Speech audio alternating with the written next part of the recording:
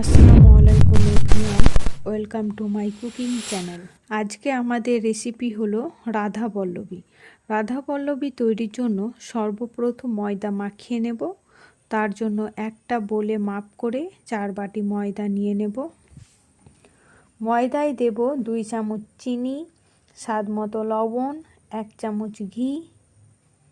এবার এই উপকরণগুলোকে ভালো করে ময়দার সাথে মিশিয়ে নেব। সব কিছু ভালো করে ময়দার সাথে মেশানো হয়ে গেছে। এবার অল্প অল্প করে নরমাল জল দিয়ে ময়দা মাখিয়ে নেব। খুব বেশি শক্ত কিংবা নরম করে ময়দা মাখাবো না, মিডিয়াম রাখবো। ময়দা মাখানো হয়ে গেছে। এবার এই ডোয়ের উপর সামান্য সাদা তেল লাগিয়ে রেখে দেব, যার ফলে ডোয়ের উপরটা শুকিয়ে যাবে না। এরপর এই ডোটা 30 মিনিটের জন্য রেস্টে রেখে দেব।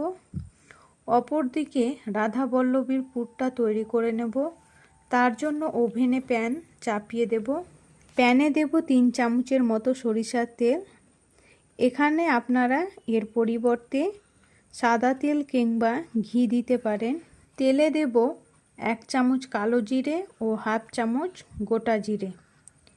এগুলিকে হালকা একটু ভেজে নেব। তারপর দেব একসাথে পেস্ট করে রাখা আদা, রসুন ও লঙ্কা 3 চামচ। এবার এই মশলাগুলো আরও একটু ভেজে নেব। মশলা থেকে কাঁচা গন্ধ চলে গেলে দেব সামান্য পরিমাণ হলুদ গুঁড়ো, সামান্য পরিমাণ গোলমরিচ গুঁড়ো, সামান্য পরিমাণ জিরে গুঁড়ো ও হাফ চামচ লবণ। এবার মশলাগুলোকে একটু নাড়িয়ে নেব, তা না হলে জ্বলে যাবে। তারপর দেব হাফ চামচ হিং, 3 চামচ ভিনিগার। তারপর আবারও একটু নাড়িয়ে নিয়ে দিয়ে দেব 1 বাটি ছোলার ছাতু। ছাতু দেওয়ার পর সব কিছুকে ভালো করে মিশিয়ে নেব।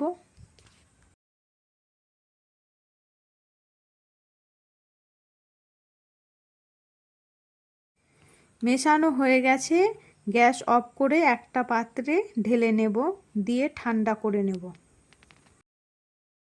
হালকা ঠান্ডা করে নেওয়ার পর এভাবে ভালো করে হাত দিয়ে সব কিছুকে মিশিয়ে নেব।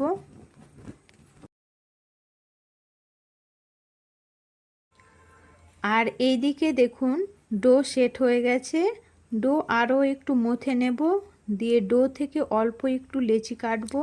লেচি গোল করে নিয়ে এভাবে ধারটা প্রেস করে হালকা টেনে টেনে বড় করে নেব। তারপর মাঝখানে 1 চামচ পুর ভরে এইভাবে এক সাইড থেকে মুড়ে মুড়ে মুখটা বন্ধ করে নেব।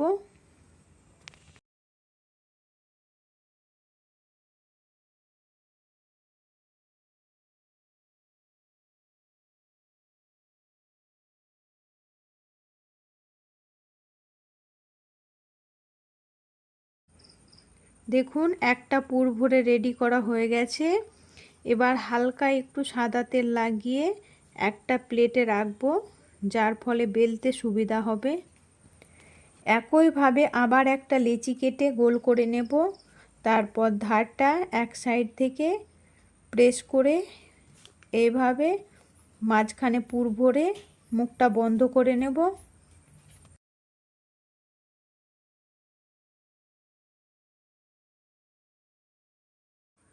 তারপর হালকা তেল লাগিয়ে একটা প্লেটে রাখবো। একইভাবে সবগুলোতে পুর ভরে রেডি করে নেব।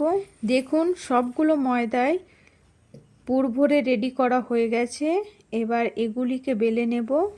তাই বেলন চাকায় সাদা তেল লাগিয়ে নেব। তারপর একটা লেচি তুলে এইভাবে রাখবো, দিয়ে বেলে নেব।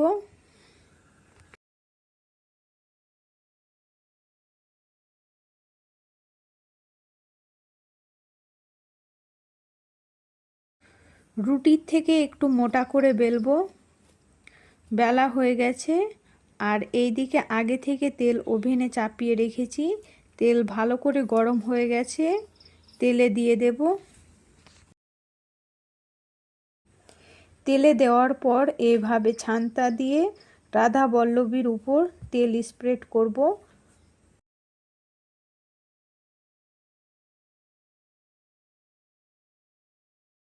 তেল স্প্রেড করার ফলে প্রত্যেকটা রাধা বল্লভী ভালোভাবে ফুলবে। দেখুন কত সুন্দর করে ফুলে উঠছে। এই দিকটা ভাজা হয়ে গেছে, উল্টে দেব, দিয়ে অপর দিক লাল করে ভেজে নেব। দুই দিক হালকা লাল করে ভাজা হয়ে গেছে, তুলে নেব। আবারও একটা লেচি বেলে নেব, দিয়ে তেলে দিয়ে দেব। একইভাবে রাধা বল্লভীর উপরে ছান্তা দিয়ে তেল স্প্রেড করতে থাকবো।